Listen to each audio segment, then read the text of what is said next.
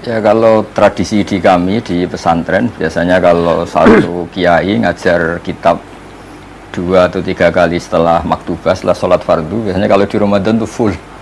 Bahkan kadang habis isya sampai 2 kitab, nanti habis subuh biasanya sampai 2 kitab.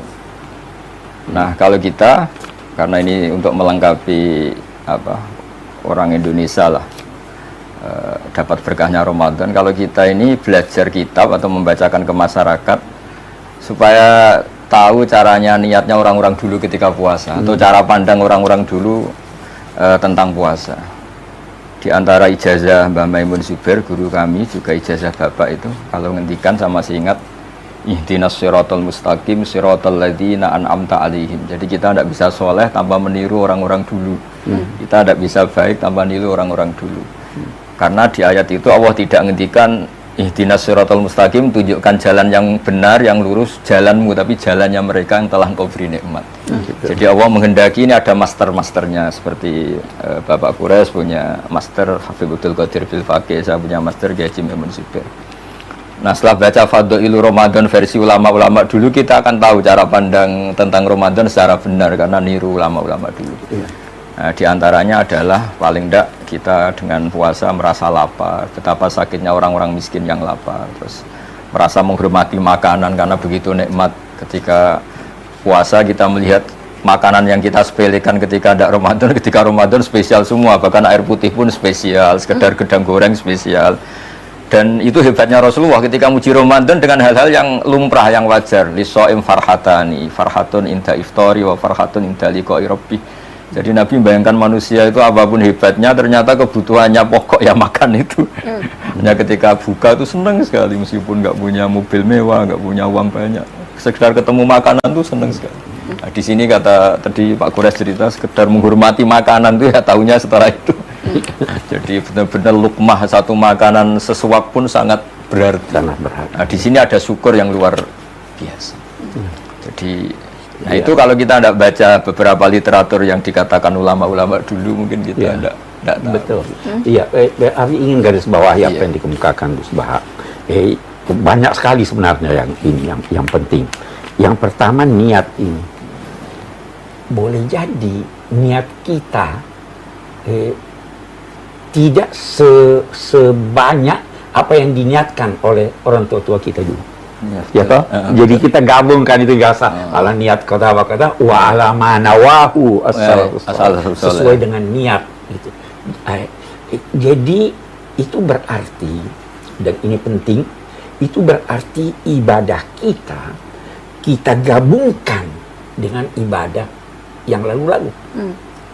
Sehingga Allah memperlakukan kita bukan sebagai perlakuan terhadap satu, tetapi perlakuan terhadap banyak. Ada contoh yang diberikan oleh ulama di Mesir itu seperti kalau kita membeli sebiji jeruk, akan sangat diteliti ya. Nah, tapi kalau kita beli 1 kilo, kurang-kurangnya itu karena kita ikut. Sama kalau sholat tidak baca Fatihah tapi dapat rukuk sudah dianggap 1 rakaat. Nah, jadi ini saya kira yang perlu, itu yang saya ingin garis bawahi, bahwa niat kita itu dan itu sebabnya Imam Syafi'i dalam mazhab Syafi'i, niat itu harus setiap hari. Iya, harus diinapkan, harus tabyid, harus diucapkan, harus dimantapkan dalam hati. Karena yang menentukan nilai sesuatu itu niat, bukan amal seseorang. Niat. Begitu ya Gus Baha. Katanya penting sebelum memulai beribadah, sebelum memulai Ramadan, niatnya harus diucapkan. Niatnya harus diucapkan, walaupun mungkin ya kalau kita berkata diucapkan, tidak pengucapannya itu memantapkan apa yang di hati, tapi niat itu harus dimantapkan di dalam hati, bahwa saya akan berpuasa hari ini. Begitu malam setelah buka kita introspeksi, apa yang kurang ini kemarin, apa yang saya janji mau lakukan ini kemarin, sekarang niat memperbaiki apa yang kurang untuk meningkatkan, sehingga kita mencapai suatu tingkat yang diharapkan dari puasa ini. Kalau tadi Gus Baha bilang bahwa kita berkaca pada guru-guru, Iya. pada orang-orang tua kita dulu. Apa misalnya tradisi atau apa yang dicontohkan, diajarkan bagaimana kita menyambut Ramadan maupun kita beribadah selama bulan Ramadan, Gus? Saya cerita yang satu yang serius, dua yang guyon. Tapi ini sama-sama penting dalam latihan berpuasa. Misalnya tidur ya.